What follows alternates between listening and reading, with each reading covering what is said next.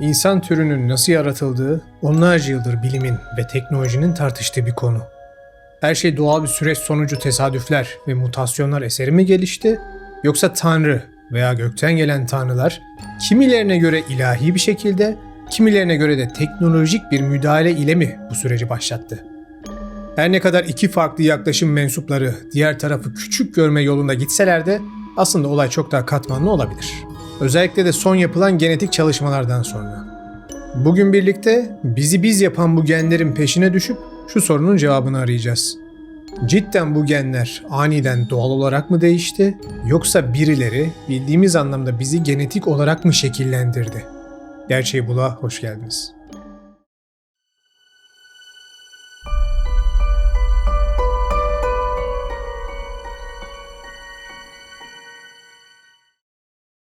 Böyle bir video nasıl ortaya çıkıyor? Araştırmasından görsel üretimine, SEO ayarlarından efektlerine kadar neredeyse her şey için farklı yapay zeka modelleri kullanılarak. Ama bu aslında büyük bir sorun. Bir iş için ChatGPT açıyorsun, başka bir iş için Cloud'a geçiyorsun, görsel üretmek için başka platform, video üretmek için başka bir model. Ve haliyle her birine abone olmak için de çok ciddi paralar ödüyorsun. İşte tam burada Abacus AI'nin geliştirdiği ChatLLM bizi bu dertten kurtarıyor. ChatLLM, Cloud, ChatGPT, Gemini, Grok, DeepSeek gibi birçok güçlü yapay zeka modelini tek bir yerde topluyor. Sistemin en dikkat çeken özelliklerinden biri RootLLM. Siz ne yapmak istediğinizi yazıyorsunuz, RootLLM promptunuza göre en uygun modeli otomatik olarak seçiyor. Burada sadece metin oluşturmadan bahsetmiyorum. Abacus AI'nin ChatLLM ile araştırma dokümanları yazabilir, profesyonel sunumlar hazırlayabilir, görseller ve videolar üretebilir, hatta kod bilmeden sohbet ederek full stack uygulamalar, web siteleri ve ödeme alabilen iş fikirleri bile geliştirebilirsiniz.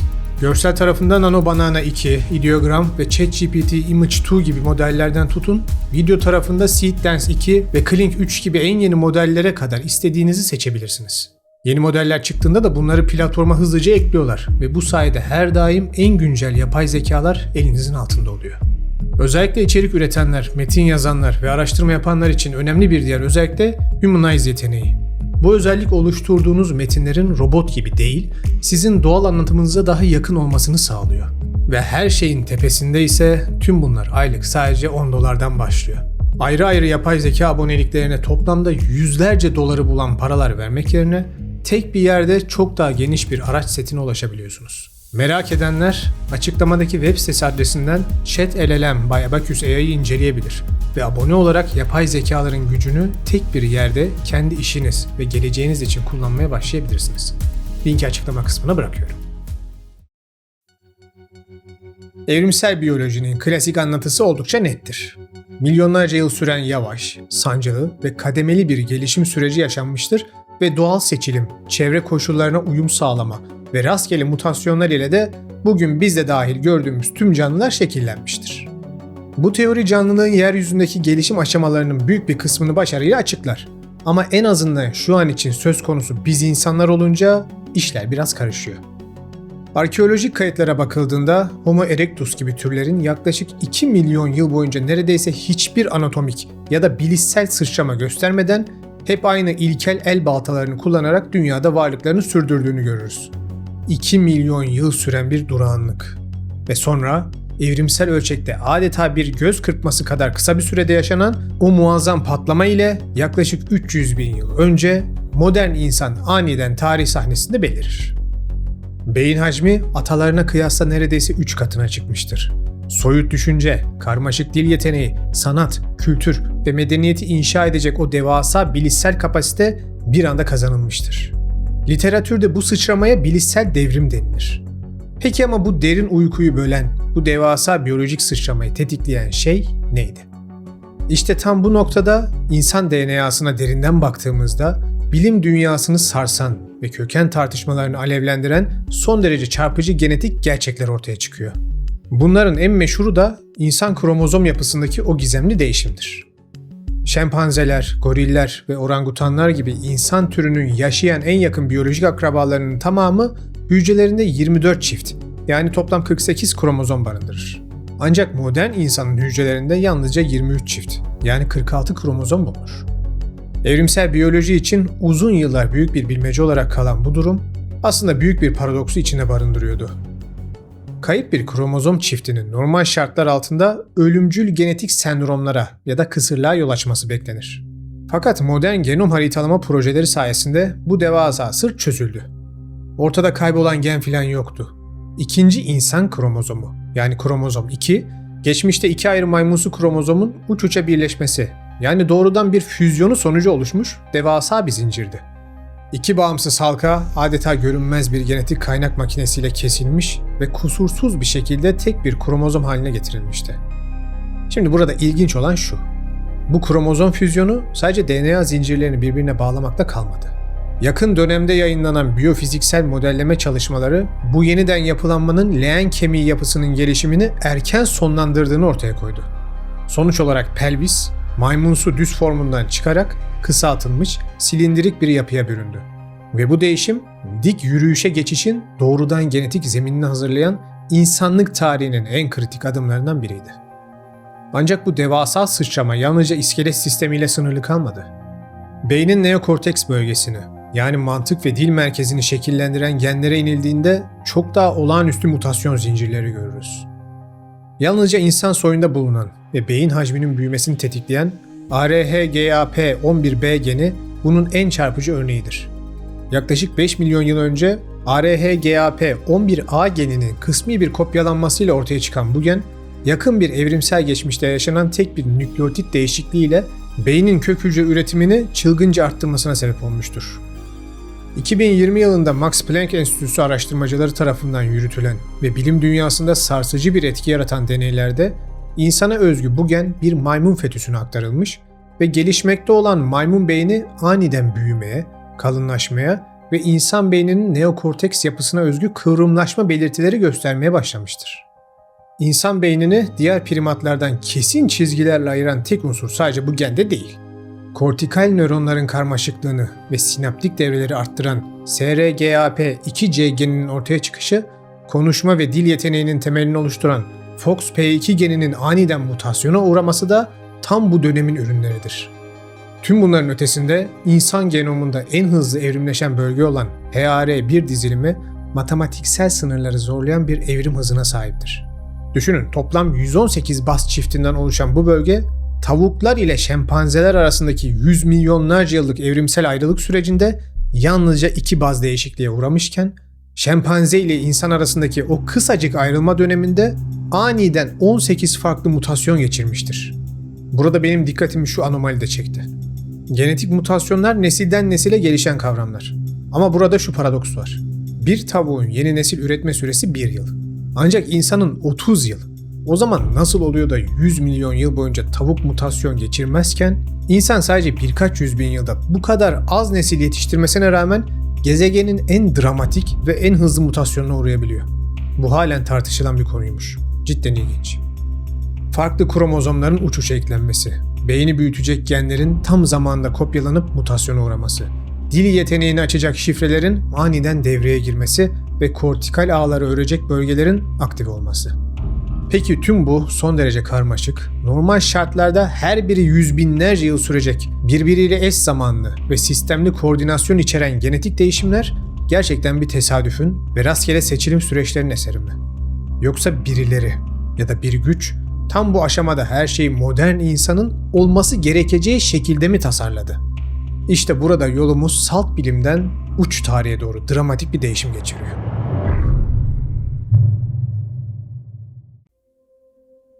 İnsanlık tarihinin tozlu sayfalarını aralayıp Mezopotamya'nın kızgın çöllerine doğru uzandığımızda insan türünün kökenine dair bilinen en eski yazılı anlatıların ilahi veya sihirli bir yoktan var ediliş sürecinden ibaret olmadığını görürüz. Hatta tam tersi, genelde dinler bu daha eski anlatılara ilahi dokunuşlar ekleyerek kendi kitaplarına eklemişlerdir. Sümer, Babil ve Akkad medeniyetlerinin tabletlerinde karşımıza çıkan bu metinlerde şaşırtıcı derecede teknik, planlı ve biyolojik bir laboratuvar projesini andıran melezleme süreçlerini görürüz. Kanalda bu konulara derinlemesine girdiğim videolar var ve linkleri sabit yorumda olacak. Ama ben yeni aboneler için kısaca bir özet geçersem, Sümer yaratılış mitlerinin temelini oluşturan Enki ve Nimmah tabletleriyle ünlü Atrahasis destanı insanın yaratılışını öyle şanlı, yüceltici bir olay olarak değil, tam tersi zorunlu bir iş gücü ihtiyacının doğal bir sonucu olarak tasvir eder. Bu kadim metinlere göre yeryüzünde henüz insan türü mevcut değilken, gezegeni Anunnakiler olarak adlandıran göksel bir yönetici sınıf idare ediyordu. Bu tanrısal yetilere sahip etten kemikten varlıkların devasa ziguratların inşası, su kanallarının kazılması ve madenlerin çıkarılması gibi ağır altyapı işlerini üstlenen alt seviyede bir işçi grubu daha vardı. İgigiler. Destana göre ağır iş yüküne ve zorlu yaşam koşullarına dayanamayan İgigiler, tarihte bilinen ilk işçi grevini başlatarak adetlerini ateşe vermiş ve baş tanrı Enlil'e isyan etmişlerdi.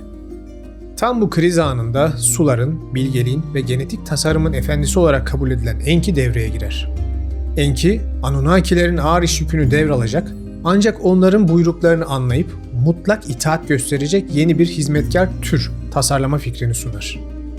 Atrahasis destanında şu cümleyle her şey değişir. Tanrıların yükünü insan taşısın. Bu yeni varlığın üretimi için ana tanrıça Ninursak ile birlikte çalışan Enki, canlıyı tamamen yoktan var etmek yerine mevcut materyalleri melezleme yoluna gider. Tabletlerdeki tarif kelimesi kelimesine şöyledir. Dipsiz suyun kilini yani balçığını al ve onu kurban edilmiş bir tanrının kanı ve canıyla yoğur. Buradaki sembolizm anladığımızda hikaye çok daha derin bir boyut kazanıyor. Kil veya balçık, yeryüzünün en doğal ve lokal elementini, yani halihazırda dünyada evrimleşmekte olan ilkel hominidlerin fiziksel bedenini simgeliyor. Peki ya kurban edilmiş tanrının kanı ve özü neyi temsil ediyor? Bu ifade göklerden gelen yaratıcıların, yani Anunnakilerin kendi genetik kodlarına, DNA'larına yapılan açık bir atıf olarak değerlendirilebilir.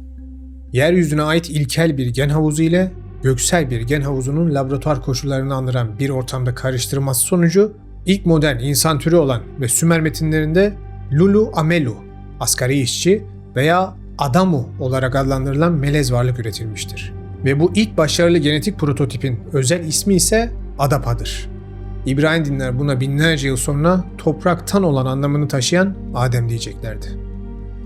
Bu arada demin verdiğim bilgiler öyle Zekerias için kitaplarından alınma şeyler değil. Gerçekten resmi tabletler ve destanlarda geçen anlatımlar. Halen okumadıysanız araştırmanızı tavsiye ederim. Tam bir bilim kurgu şöleni aslında. Ve adamların dinleri de ciddi bu şekilde. Burada insanı hayrete düşüren asıl unsur, laboratuvarı andıran bu melezleme motifinin yalnızca Sümerlere özgü olmaması. Dünyanın bambaşka köşelerinde birbirinden tamamen habersiz ve izole yaşamış apayrı medeniyetlerin yaratılış mitlerinin tamamında bu ortak tasarım formülü neredeyse birebir aynı şekilde kendini gösterir.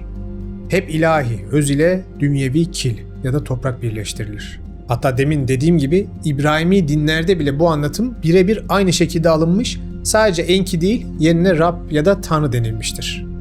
Tevrat'ın yaratılış bölümünde Rab Tanrı insanı yerin toprağından, tozundan, yani İbranice karşılığıyla Adamah'tan şekillendirir ve onun burnuna hayat nefesini, yani kendi ilahi özünü üfler. İnsanın adının da topraktan, dünyadan gelen anlamında Adam, Adem konması tam olarak bu etimolojik kökenden gelir. Zaten biliyorsunuz Yahudiler hemen hemen bütün adetlerini, bütün geleneklerini, kitaplarındaki bütün motifleri Sümer ve Babil kayıtlarından almışlar. Tabi daha sonra bunlar da hem Hristiyanlıkta hem İslam'da da karşımıza çıkmaya devam ediyor. Bu zinciri çözdüğünüz zaman zaten her şey çözülür. Kur'an'da da benzer şekilde insanın kuru bir çamurdan şekillendirilmiş bir balçıktan yaratıldığı ve ona Allah'ın kendi ruhundan üflediği ayetlerde vurgulanmaktadır. Şimdi demin de dediğim gibi bu anlatı sadece Mezopotamya dinlerinde ya da medeniyetlerinde karşımıza çıkmıyor. Tüm dünyadaki bütün ilkel yaratılış anlatıları neredeyse tamamen bu şekilde. Sümer'in kili ve tanrı kanı, Mayaların mısır hamuru ve tanrı kanı, Tevrat ve Kur'an'ın balçığı ve Tanrı'nın ilahi nefesi. Antik kültürlerin hiçbirisi insanın kökenini salt dünyevi bir evrime ya da tamamen doğaüstü, sihirli bir yoktan var edişe dayandırmaz. Aksine evrensel anlatıların tamamı yeryüzüne ait yerel bir ham maddenin göksel ve ilahi bir genetik öz ile spesifik bir tasarım sürecinde karıştırılması, hatta birkaç başarısız denemeden sonra ortaya çıkan hibrit bir türden bahseder. Ve bu türün de esas amacı boyun eğmek, itaat etmektir ve tanrıların kulu kölesi olmaktır. Tanıdık geldi mi? Ama kanalın tarzı gereği hemen olayları bu böyledir deyip kestirip atmayalım. Sonuçta bunlar da son derece sarsıcı iddialar. Peki bunlar ilkel insanların kendi varoluşlarını anlamlandırmak için uydurdukları şiirsel metaforlardan mı ibaret diye düşünenlerin de olması tabii ki son derece doğal. O yüzden eğer gerçekten genlerle oynandıysa ve insanlık bir laboratuvar ürünüyse bu büyük müdahalenin eldeki en sağlam kanıtlarını bilimde aramamız gerekir. Ve bunun için de elimizdeki en büyük kanıt bizzat kendi DNA'mız olabilir.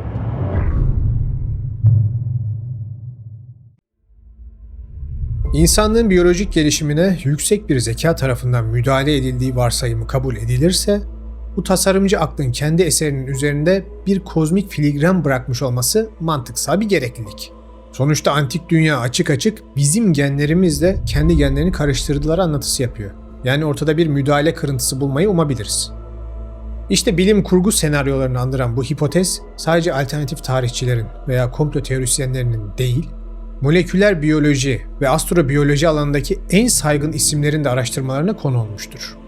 Bunun ilk ve en çarpıcı örneği DNA'nın ikili sarmal yapısını keşfederek 1962 yılında Nobel ödülü kazanan dahi genetikçi Francis Crick'in iddialarıdır. Crick, meslektaşı kimyager Leslie Orgel ile birlikte 1973 yılında Astronomi dergisi Icarus'ta Yönlendirilmiş Panspermi başlıklı çığır açan bir makale yayınladı. Crick ve Orgel, dünya üzerindeki yaşamın termodinamik bariyerleri aşarak ilkel bir çorbada kendiliğinden ve tesadüfen oluşmasının son derece düşük bir ihtimal olduğunu savunuyorlardı. Bilmeyenler için bu teoriye göre 4 milyar yıl kadar önce dünyanın ilkel denizlerinde su, metan, amonyak, hidrojen, karbondioksit gibi basit kimyasallar bulunuyordu. Ve yıldırımlar, ultraviyole ışınlar, volkanik enerji de bu kimyasala sürekli enerji sağlıyordu. İşte bu çorbada bir şekilde bir anda tesadüfen amino asitler, nükleotitler ve yağ asitleri oluşmaya, sonrasında da yine bir şekilde birleşerek daha karmaşık organizmalara dönüşmeye başladılar. Şimdi bu iddia 1953'te laboratuvar ortamında denendi ve gerçekten amino asitler oluştu. Ama bunlar yaşam değil, sadece onun yapı taşları. Deney yaşama dair bir kanıt sunamadı. Ve halen dünyada yaşamın, o kıvılcımı nasıl oluşturduğu, DNA ve RNA'nın nasıl organize olduğu hakkında resmi bir kanıt yok. Cidden çok büyük bir gizem. O yüzden bu konularda açık fikirli olun. Çünkü ilksel çorba yaklaşımı ile birazdan göreceğiniz panspermia ve nihayetinde onunla bağlanabilecek olan antik uzaylılar iddiası bile temelde aynı benzer olasılıklar içerisinde ele alınması gereken kavramlar. Tam bir tavuk mu yumurtadan yoksa yumurta mı tavuktan çıkar paradoksu. Neyse, devam edelim. Nobel ödüllü Crick ve meslektaşı Orgel'e göre yaşam, milyarlarca yıl önce varoluşsal bir krizle yüzleşen veya bilimsel bir yayılma arzusu güden ileri bir dünya dışı medeniyet tarafından özel olarak tasarlanmış araçlar ile gezegenimize kasıtlı olarak mikrobiyal başlangıç kitleri aracılığıyla gönderilmişti. Hatta izlediyseniz Prometheus filminin ilham kaynağı da budur. Crick ve Orgel bu sarsıcı teoriyi desteklemek için iki temel anomaliye dikkat çeker. Birincisi, yer kabuğunda yalnızca %0.02 oranında bulunan ve son derece nadir bir geçiş metali olan molibdenin dünyadaki canlılar için taşıdığı hayati önemdir. Tüm canlı organizmalarda azot fiksasyonu gibi süreçleri yürüten temel enzimler molibdenin varlığına doğrudan bağlıdır. Oysa yeryüzünde çok daha bol bulunan krom ve nikel gibi elementler bu denli kritik bir role sahip değildir. Dünyada evrimleştiği iddia edilen bir yaşamın neden kendi gezegeninde neredeyse hiç bulunmayan bir elemente bu denli bağımlı olduğu sorusu ise oldukça düşündürücüdür. Ancak 1980'lerde okyanuslarda homojen halde bolca molibden varlığı keşfedildi. O yüzden bu temel artık geçersiz. Ancak ikinci ve daha güçlü kanıt ise bakterilerden dev memelilere kadar dünya üzerindeki istisnasız tüm canlıların aynı evrensel genetik dili, yani evrensel genetik kodu paylaşmasıdır. Crick'e göre bu durum, dünyadaki tüm canlılığın önceden çalıştığı kanıtlanmış, uzaydan gönderilmiş tek bir orijinal klonun soyundan geldiğinin açıkça göstergesiymiş. Çünkü ona göre ilksel çorba dünyada birçok kez bağımsız yaşam formları üretmiş olsaydı, bugün tek bir evrensel genetik dil yerine birden fazla genetik kod ailesi görmemiz gerekirdi. Bu iddia 10 yıllar boyunca tartışılsa da 2013 yılında astrobiyoloji dünyası yine Icarus dergisinde yayınlanan inanılmaz bir araştırmayla yeniden sarsıldı. El Farabi Kazak Milli Üniversitesi'nden matematikçi Vladimir Sherbak ve Fesenkov Astrofizik Enstitüsü'nden astrobiyolog Maxim Makukov, karasal genetik kodun wow sinyali başlıklı makalelerinde genetik kodu matematiksel olarak analiz ettiler. Sonuçlar tek kelimeyle akıl almazdı.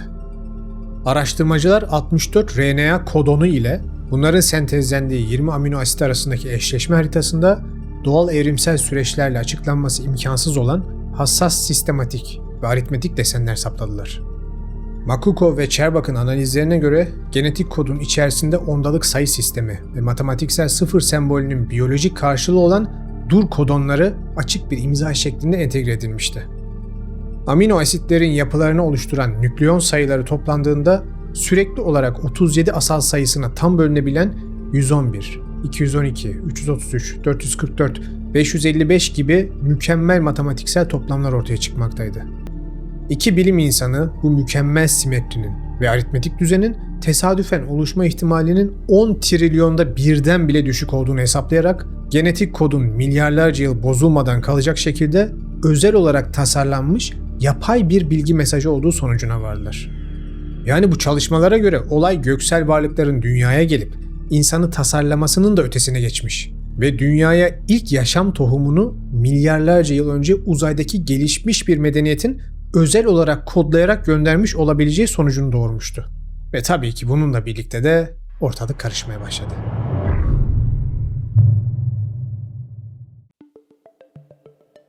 Peki, tüm bu iddialara karşı ana akım bilim dünyası, evrimsel biyoloji ve antropoloji ne diyor? Elbette ana akım bilim, genetik müdahale ve yönlendirilmiş panspermia iddialarına karşı son derece katı ve şüpheci. Bu grup, Occam'ın usturası prensibine dayanarak bu ani sıçramaların ve matematiksel kalıpların tamamının doğal, kademeli ve fiziksel mekanizmalarla açıklanabileceğini savunmakta. Şimdi böyle deyince kulağa bilimsel geliyor. Ama aslında Occam'ın usturası yaklaşımı da şudur. Bir olayı açıklayan iki teori varsa, gereksiz varsayımlar içermeyen daha basit açıklama tercih edilmelidir. Bu şahsen benim bilim dünyasında duyduğum en saçma prensip. Buna göre Newton fiziğinin kusursuz, kuantum fiziğinde çöp olması gerekirdi. Kıtaların hareketi teorisinin umursanmaması gerekirdi. Mide ülserini bakterilerin değil, baharatların yapması gerekirdi. Bu örnekleri özellikle verdim. Çünkü tam olarak bu kıt prensipten yola çıkan ana akımcılar zamanında bu prensibi örnek gösterip deminki bilimsel örnekleri reddetmişlerdi. Size hep diyorum, bir açık fikirli bilim vardır, bir de ana akım dogmatik bilim vardır. İlki medeniyeti ilerletir, diğeri ise neredeyse bir din gibi sertleşip ilerlemenin önünü keser. Tabii ki açık fikirli bilimin de deminki iddialara Occam'ın usturası saçmalığı yerine daha makul antitezleri de var. Örneğin bu olayların tamamen doğal olduğunu savunanlar, bizi şempanzelerden ayıran 46 kromozomlu yapımızın geçmişte 2 kromozomun tamamen doğal bir şekilde ucuca birleşmesiyle oluştuğunu söylüyor. Nitekim bu durum günümüzde bazı yaban atlarında ve farelerde de hiçbir laboratuvar müdahalesi olmadan yaşanıyor.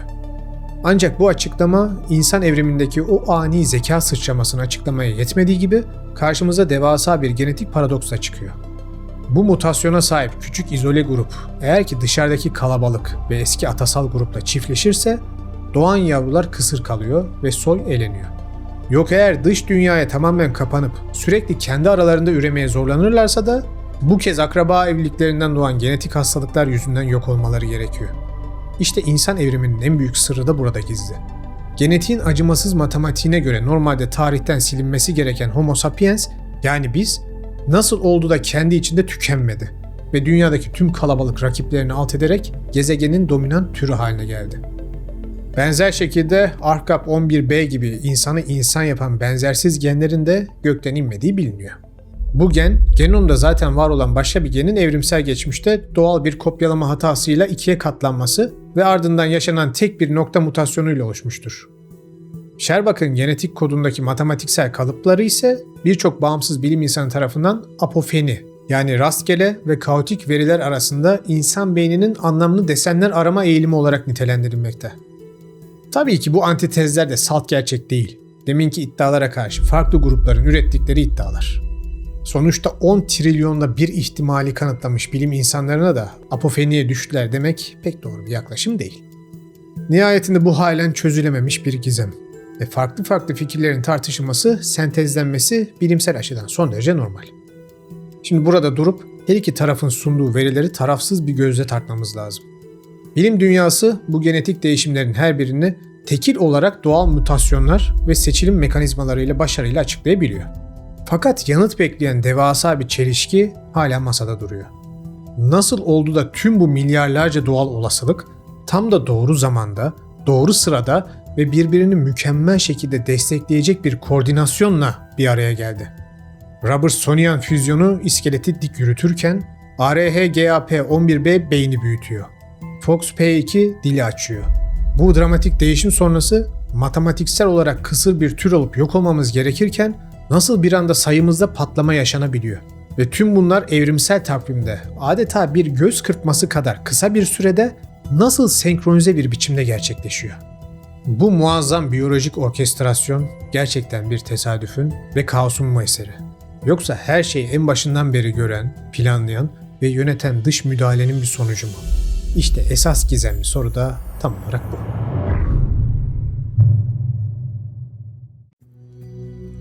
İnsan genetiğine kazınmış esrarengiz mutasyon izleri.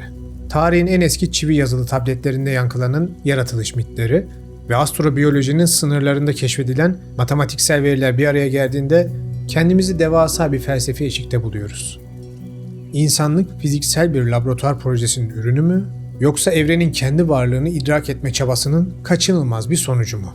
Eğer birileri geçmişte insan DNA'sı üzerinde çalıştıysa ve türümüzü bu mavi gezegende birer asgari işçi olarak tasarladıysa bile bu durum halen "peki insandan önceki hayat nasıl oluştu?" sorusuna cevap veremiyor. Çünkü mantıken hadi diyelim bizleri cidden dünya dışı canlılar tasarlamış olsun. Peki onları kim tasarladı? İşte bu zincirleme yaratılış hiyerarşisi fiziksel ve maddesel boyuttan ne kadar geriye gidilirse gidilsin en nihayetinde şu sorunun sorulmasına sebep olacak. Evrendeki ilk yaşam nasıl var oldu? Ben olaya salt bilimsel yaklaşacağım derseniz karşımıza şartlar uygundu ve tesadüfen oluştu cevabı çıkar.